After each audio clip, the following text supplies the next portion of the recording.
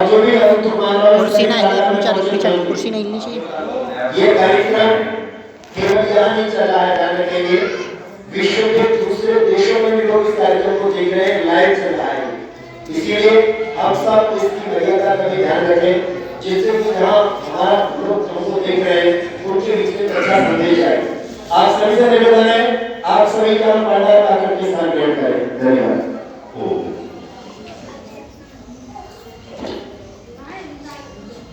कितना अच्छा अवसर है कि हम सब यहाँ परिवार की तरह से उपस्थित हैं।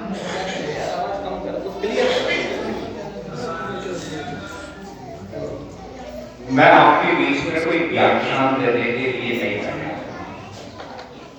कोई भाषण देने के लिए भी नहीं आया। न मेरी शैली है ऐसी कि मैं भाषण, सच में मैं तो ऐसे चर्चाएं करता हूं जैसे परिवार के छोटे बड़े लोग मिलकर आपस में बैठते हैं और कई विषयों पर कभी चिंताएं करते हैं तो कभी चिंतन करते हैं।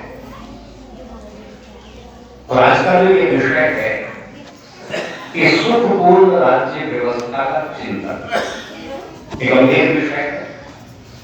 प्रयत्न करूंगा कि सरलता से प्रत्येक सुनने वाले व्यक्ति के मन मस्तिष्क में वो बात स्थिर हो जाए कि इस प्रजातंत्र में आपका बहुत महत्व है। तो मिलकर एक बार मेरे साथ गायत्री महामंत्र का सामूहिक रूप से सब पाठ करेंगे, सब बोलेंगे और उसके बाद में कुछ चर्चाएं आपके बीच। ठीक है बच्चों, ऐसे करें।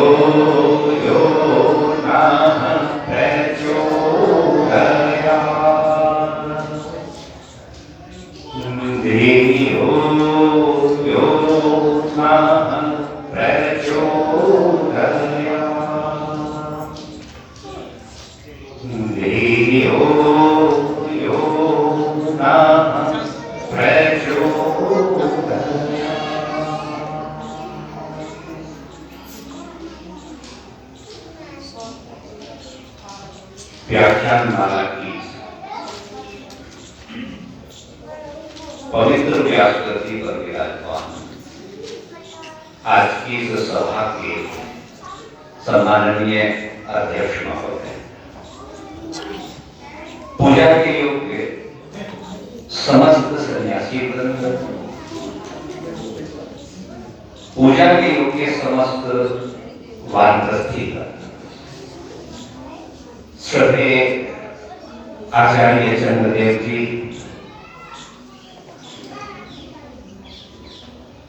खटोली जनपद मुजफ्फरनगर मेरे ही नजदीक है, वहां से हमारी बेटी आई है जिसका बहुत सुंदर कला है, जिसे आप सुनेंगे। बेटी कीर्ति आर्या, उनके पिताश्री हरिश्चंद्र जी आर्या। आगरा से बेटी आपके समक्ष आई, बहुत सुंदर जिसने भजन सुनाया, बेटी ऋचा आर्या। क्या नाम? सुमति। मैं तो ऋचा के नाम से जानता हूँ।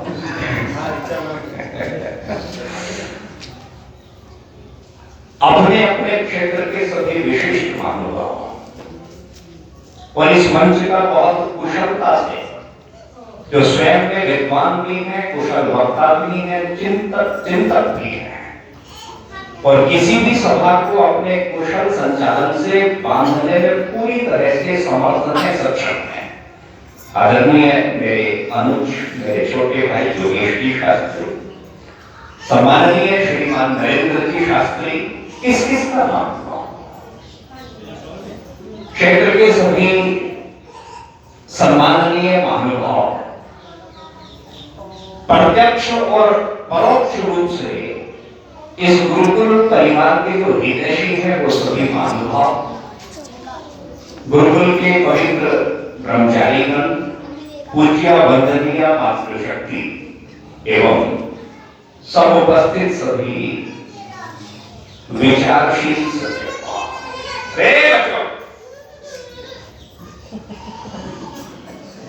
आज का विषय बारंबार आपने सुना, सुखपूर्ण राज्य व्यवस्था का चिंतन।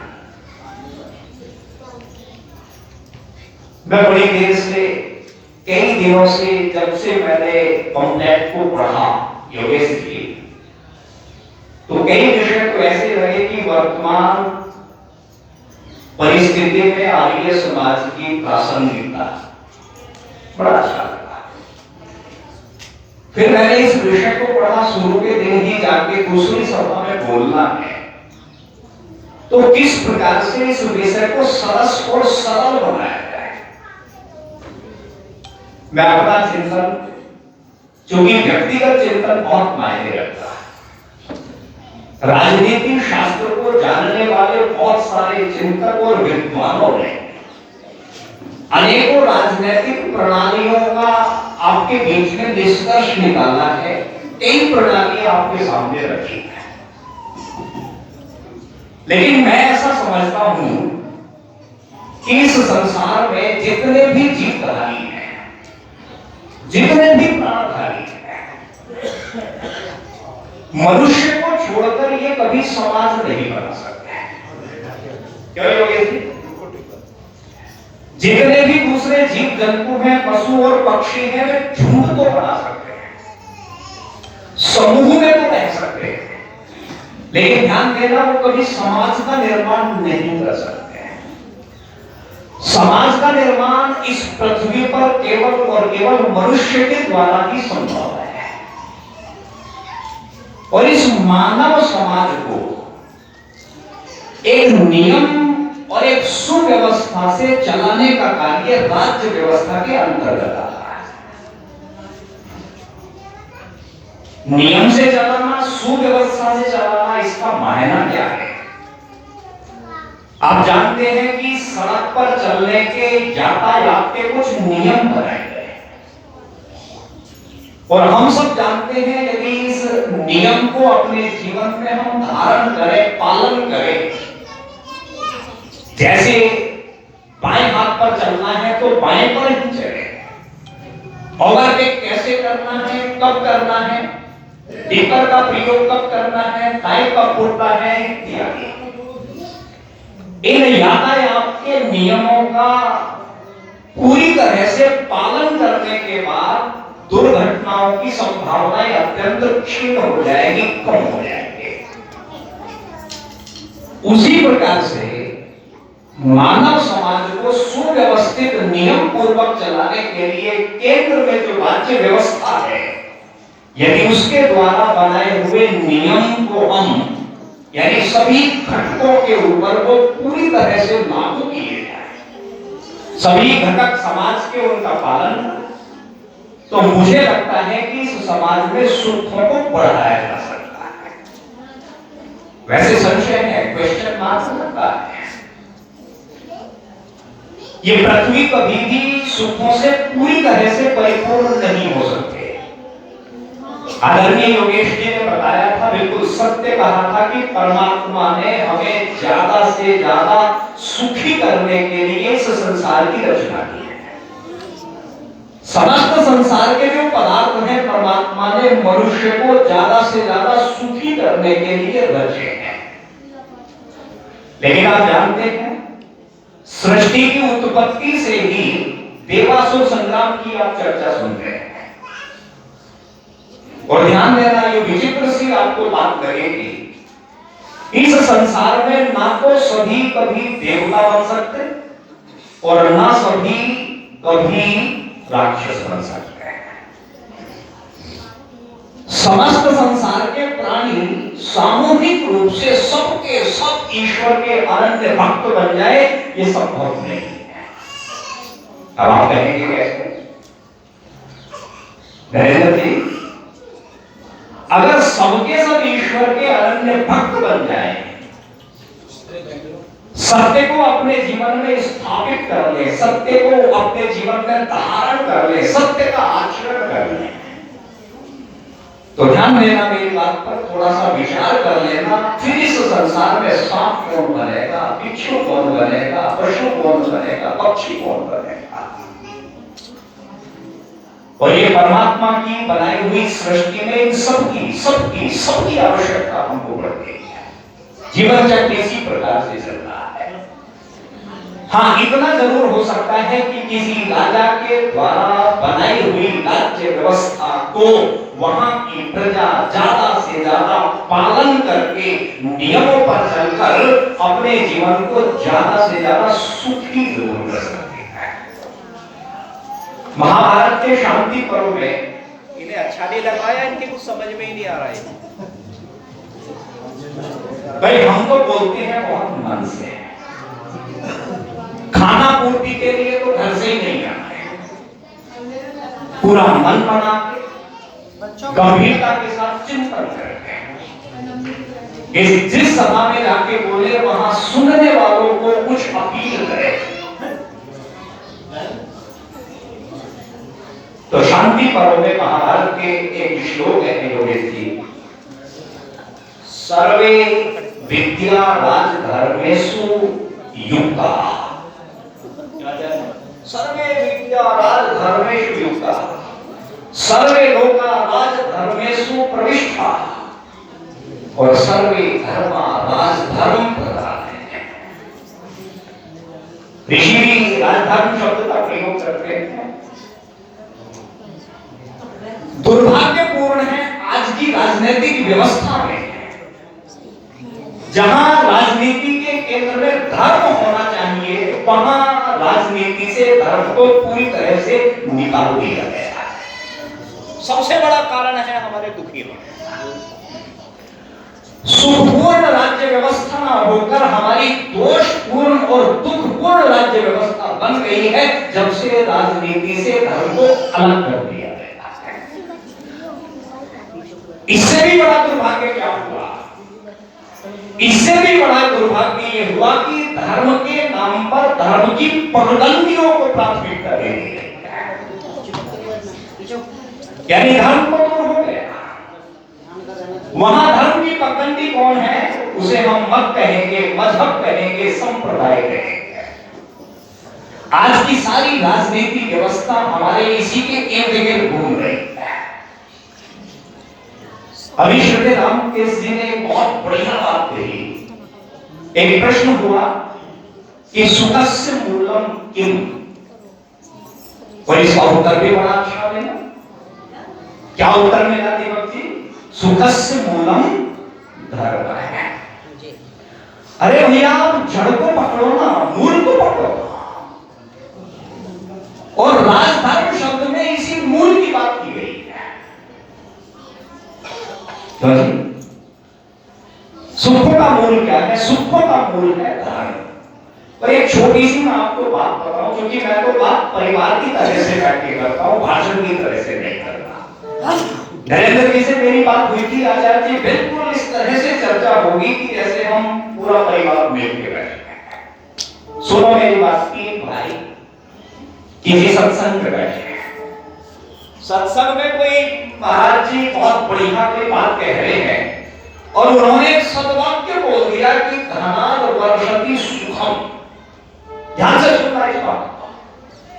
मतलब क्या है कि धन से सुखों की वर्षा होती है।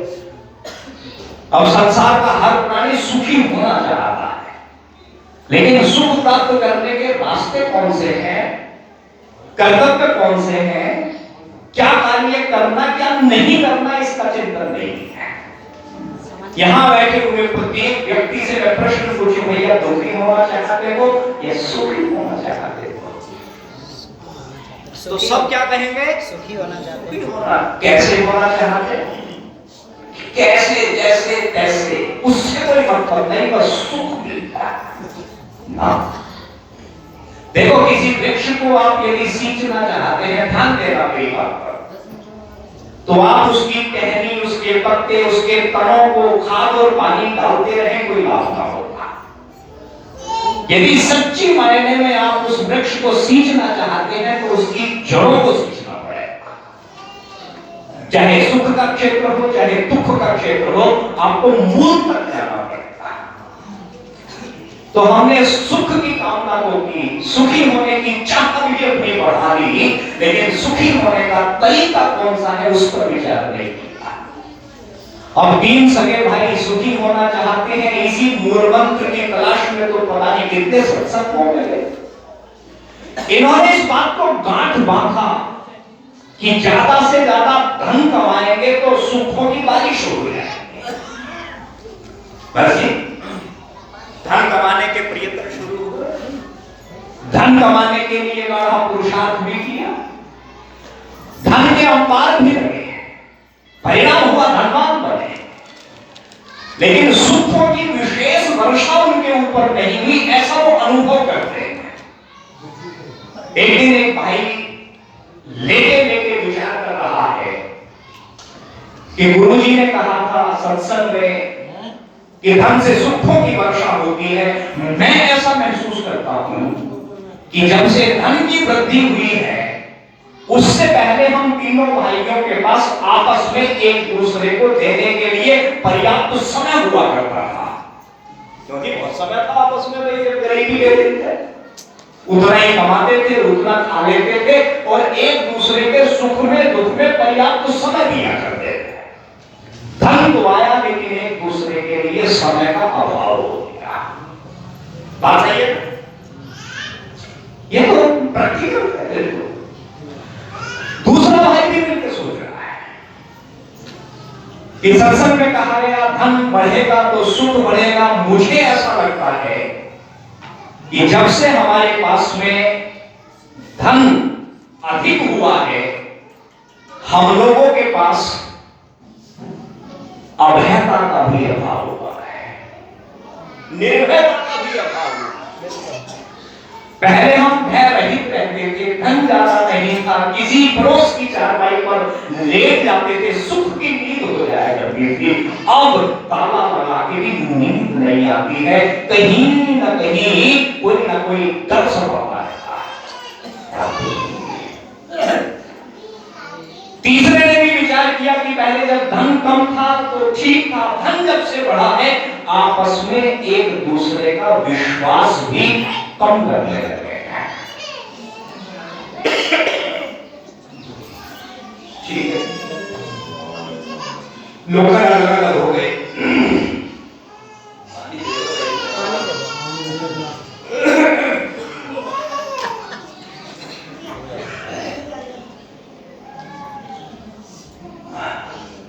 प्लॉट की रजिस्ट्री भी तीनों भाई मिले, विचार किया और कहा कि सत्संग तो भगवान का दरबार होता है, क्या वहां भी महात्मा ऐसी बात कहते हैं, झूठ का प्रचार करते हैं? ढूंढेंगे महात्मा को और ढूंढ के कहेंगे तुमने कहा था धन से सुखों की वर्षा होती है, हुई तो नहीं है। अब ध्यान देना, ढूंढा महात्मा को, महात्मा से प्रश्न किया तो महात्मा ने उस अधूरी बात को मानो उन तीनों को पूरा करते हुए क्या कहा कि आपने पूरी बात नहीं सुनी। धन से सुखों की तो वर्षा होती है, लेकिन धन और सुख के बीच में कुछ खड़ा है। वो क्या है? वो महात्मा कहता है कि धना धर्म है तब है सुखम, कि आप कमाए हुए धन से पहले धर्म कमाओ, और जब धर्म कमाओगे तो कमाया हुआ धर्म आपके सुखों का हेतु बनेगा, सुखों का कारण बनेगा। अब इस बात को कहीं भी राजनीतिक व्यवस्था में इसकी क्या आवश्यकता है? जब तक आपके द्वारा चुना गया प्रतिनिधि धर्म प्रिय नहीं होगा, धार्मिक नहीं होगा, उसके जीवन में धार्मिकता नहीं होगी, तब तक सुखों की कल्पना करना बेमानी है। क्यों जी? आपने एक बात सुनी होगी, धर्म क्या है? धर्म एक हाथों हंती धर्मो रक्षितः रक्षित। धर्मो रक्षति रक्षित है। कितनी बार हम बोलते हैं, कितनी बार हम इस बात को सुनते हैं कि भैया धर्म की रक्षा करोगे तो ये आपकी रक्षा करेगा, और यदि धर्म की हत्या कर दोगे, धर्म की हत्या का मतलब है धर्म का आचरण नहीं करोगे। धर्म की रक्षा का तात्पर्य क्या है दीपक जी? धर्म का आचरण करना। एक छोटी सी बात सुनना समझना, बहुत छोटी सी बात है। अग्नि है ना, अग्नि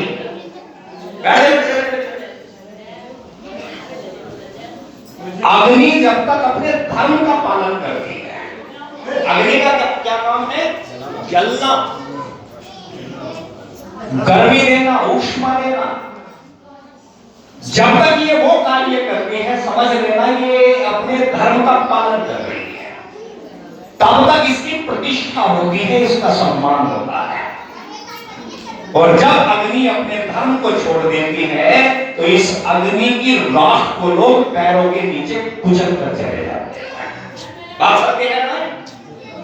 तो इसी प्रकार से जब तक आपके द्वारा चुने हुए राजा के मन में धर्म के प्रति आस्था होगी, धर्म के प्रति रुचि होगी, धर्म के लक्षण उसके जीवन में होते होंगे, तो समझ लेना आप सुखपूर्ण राज्य व्यवस्था की कल्पना करने के अधिकारी बनेंगे। क्योंकि उतने विस्तार में जाने का संभव समय भी नहीं और ज्यादा बोलना अच्छा भी नहीं, लेकिन जितना समझ में आ जाए उतना बोलना जरूरी है। तो सबसे पहला राजा कैसा हो योगेश जी? धार्मिक हो। दूसरी एक मैं बहुत विशेष आपको बात बताता हूं कि उस राजा की जो दंड व्यवस्था हो, जो ये संक्षेप में चर्चा करता हूँ, टूक होकर चर्चा करता हूँ, बैठा तो हम जब विस्तार से चर्चा करने के लिए। मैंने कहीं पढ़ा था कि प्राचीन समय में जब राजा का राज्याभिषेक होता था तो शमी वृक्ष की एक डंडी, एक क्या कहेंगे उसे, टहनी, डंडी जो भी आप सब, वो राजा के हाथ में भी है। सुनना इस बात को ध्यान से। राजा के हाथ में वो शमी वृक्ष की डंडी को दिया गया और उस राजा को राज्य अभिषेक से पहले उस राज्य की समस्त नदियों के मिश्रित जल से स्नान कराया जाता था। और साथ में ध्यान देना, एक प्रतिज्ञा करता था, बोला था कि यदि मैं अपनी प्रजा से द्रोह करूं तो मैं अपने सुखों, मैं अपने अर्जित किए हुए पुण्यों और अपनी संतान तक से वंचित हो जाऊं। क्या कमाल की, क्या राजा की व्यवस्था थी। और राजा के राज्य में पुरोहित का सर्वोपरि सम्मान जो आज हमें बिल्कुल नहीं दिख रहा। ये पुरोहित उस राजा की कमर पर हल्के से उस डंडी का प्रहार करता था। इसका मतलब क्या है कि राजा भी उस दंड से अछूता नहीं है, अर्थात दंड राजा के ऊपर भी पूरी तरह से लागू होगा। तो जिस राजा के राज्य में दंड का प्रावधान कठोरता से होगा, और मैंने बहुत काफी दिन हो गए मैसेज फॉरवर्ड किया था कई सारे लोगों को, बहुत बढ़िया। दंड क्या होता है, दंड से किस प्रकार से सुधार होता है, पुरोहित की उपयोगिता, आवश्यकता और उसे सर्वोपरि समझने के कारण, मानने के कारण राज्य में सुख कैसे बढ़ाया जा सकता है। दूसरे देश का राजा किसी दूसरे राज्य में निकला, उसने वहां एक विचित्र सा दृश्य देखा। बच्चों सुनो, आपके काम की बात है। क्या दृश्य देखा साहब? इस राजा ने देखा कि एक धोबी के पास में बहुत सारे गधे हैं और ये सारे के सारे गधे पंक्तिबद्ध होकर बड़े नियमबद्धता के साथ में एक दूसरे के पीछे पीछे जा रहे हैं। अब राजा ने धोबी से पूछा, यार ये चमत्कार कैसे? ये गधे इतने नियमबद्ध तरीके से कायदे कानून से कैसे आगे आगे एक साथ चलते हैं? तो उस धोबी ने एक छोटी सी बात बताई, सरल सी बात बताई, लेकिन महत्वपूर्ण बात बताई कि मैं जब ये अवहेलना करते हैं नियम की तभी दंड देता हूं। जैसे ही नियम की अवहेलना हुई तुरंत इन्हें कठोर दंड देता हूं और इसका परिणाम ये है कि ये सारे के सारे कभी गलत लाइन से चलने की सोच भी नहीं सकते। एक रन में खड़े हैं। राजा को ये सरल सी बात बड़ी अच्छी लगी। राजा ने कहा कि चलो मेरे राज्य में चलो। कि हाँ, वहां क्या करना होगा कि मैं आपको अपने राज्य का प्रधान न्यायाधीश नियुक्त करता हूं। देखो कमाल की बात तो बात ये कहते थी, राजा ने वहां अपने राज्य में इस धोबी को वहां का मुख्य न्यायाधीश बना दिया और कुछ दिन के बाद में एक मुकदमा आया चोरी का। जिस चोर के ऊपर इल्जाम था वो इल्जाम सिद्ध हुआ तो मुख्य न्यायाधीश बने उस कुम्हार ने निर्णय दिया कि इस राजा के इस चोर के सोरे दोनों हाथ काट दिए। यहां तक तो बात सही है, लेकिन राज्य का जो उच्च अधिकारी है उसकी सिफारिश आ गई आज। वजीर है नागर या कोई दूसरा ओहदे पे बड़े, उसकी सिफारिश आई और कहा अरे ओ भाई ओ धोबी, मैंने तुम्हारा कह दिया था जो भी है धोबी, ठीक है आप प्रधान न्यायाधीश बना दिए गए, आपको शक्ति दे देंगे, लेकिन ये मेरा खास आदमी है। बात समझना ध्यान से, ये मेरा खास आदमी है, इसीलिए ध्यान रखना सजा कम मिलनी चाहिए। यहां उस धोबी बने न्यायाधीश का निर्णय मुझे लगता है आपको अपील करेगा। तुरंत वो न्यायाधीश कहता है कि इस चोर के तो दोनों हाथ काट लिए जाए और इस वजीर की यही जबान काट दी जाए।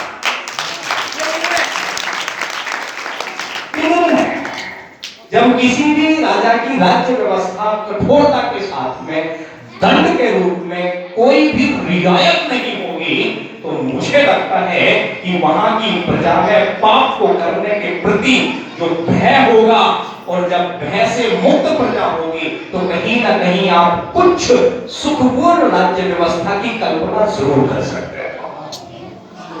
एक खामी बताऊंगा, थोड़ा सा मैंने मनुस्मृति को पढ़ा है, श्रद्धेय आचार्य जैसे विद्वानों के श्री चरणों में थोड़ा सा सीखने का मौका मिला, थोड़ा सा चिंतन भी करना।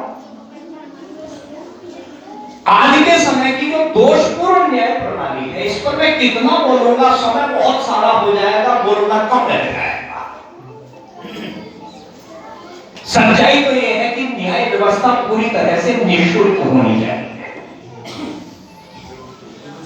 शिक्षा, चिकित्सा और न्याय ये बिल्कुल मुफ्त होने चाहिए, राशन वाशन मुफ्त नहीं देना चाहिए किसी को।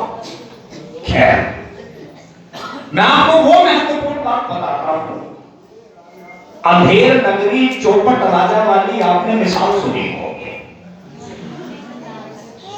ट्रेन में लिखा हुआ है गाड़ी की जंजीर खींचने पर 100 रुपये का, 300 रुपये का, 500 रुपये का दंड होगा, जुर्माना होगा। ठीक है, तो आम बात।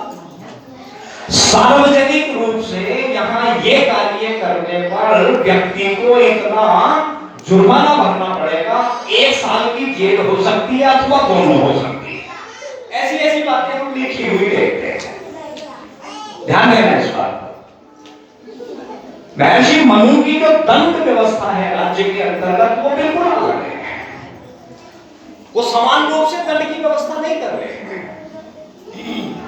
हरे कोई बुद्धिजीवी वर्ग से है, ब्राह्मण है, विद्वान है, वो गलती करे और एक जाहिल है, गंवार है, अनपढ़ है, शूद्र है, वो गलती करे, क्या दोनों को एक जैसी सजा मिले? ना, समझदार व्यक्ति से कोई गलती हो गई है, कर रहा है, उसकी सजा अलग, और एक अनपढ़ व्यक्ति से जिसे उसके महत्व का नहीं पता है उससे गलती होती है, उसके लिए सजा अलग। तो कहीं ना कहीं वो तो कई गुना, वो 8 गुना वैश्य को आप 4 गुना, क्षत्रिय को वैश्य गुना और ब्राह्मण को तो सीधी 16 गुना की बात करते हैं। खैर उस गंभीरता में मैं उस विस्तार में नहीं जाना चाहता। एक उदाहरण से समझ, किसी के खेत में कोई भैंस घुस जाए चरने के लिए, और उसी खेत में कोई बेचारा खरगोश घुस जाए चरने के लिए।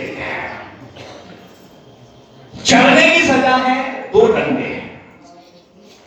अब भैंस की कमर पे 2 डंडे लगेंगे, उसकी तो थोड़ी सी खुजली मिटेगी, और खरगोश की कमर पर यदि 2 डंडे लग गए तो बेचारे के प्राण हो जाएंगे। कितनी दोषपूर्ण व्यवस्था है। बात मानते हैं? एक लखपति व्यक्ति के ऊपर 1000 रुपए का जुर्माना हुआ, और एक 100 रुपये रोज कमाने वाले श्रमिक के ऊपर भी 1000 रुपये का जुर्माना हुआ। अमीर व्यक्ति बिना किसी परेशानी के 1000 रुपए का दंड भरेगा, और कल को फिर उसी गलती को करने के लिए तैयार रहेगा, क्योंकि पैसे के कारण उसकी सेहत पर कोई विशेष फर्क इस बात का नहीं पड़ता है। क्यों जी?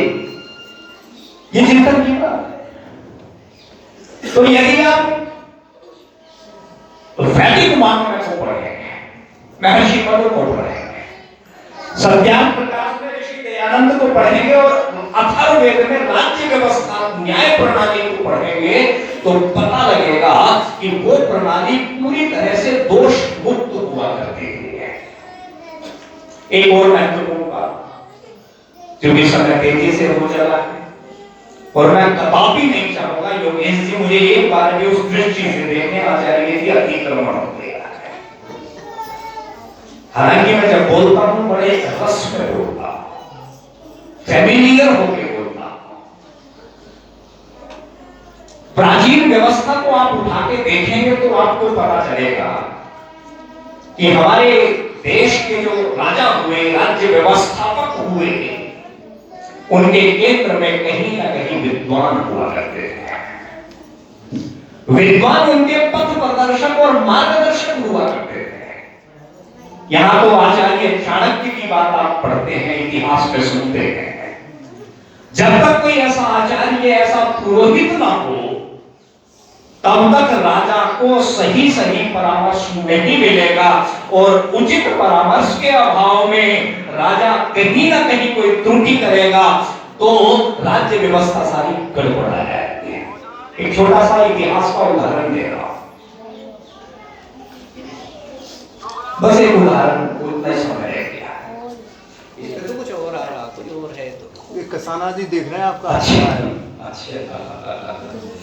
नोएडा से आपने सुना होगा, रविंद्र जी हैं? जी हाँ। आपने सुना होगा कश्मीर के एक राजा हुए गुलाब सिंह। मैं योगेश जी वो घटना बता रहा हूं जो आप भी बोलते होंगे, सुना होगा, आचार्य जी ने बहुत सुनाया होगा। राजा गुलाब सिंह एक बार अपनी प्रजा का हालचाल जानने के लिए घोड़े पर सवार होकर निकले भ्रमण के लिए, और 17-18 साल की एक युवती, एक नवयौवना नहा रही है। पर्दा पड़ा हुआ है उसके गुसलखाने में, बाथरूम में। हवा का कोई तेज झोंका आया, और तेज झोंके के साथ में वो पर्दा जैसे ही गिरा, वहां से राजा गुलाब सिंह निकले, और नहाती हुई इस युवती के नग्न और बहुत सौंदर्यपूर्ण शरीर पर राजा की दृष्टि पड़ी, और एक क्षण के लिए मन में कुवासना जागी। एक क्षण के लिए जागी, ध्यान देना बस।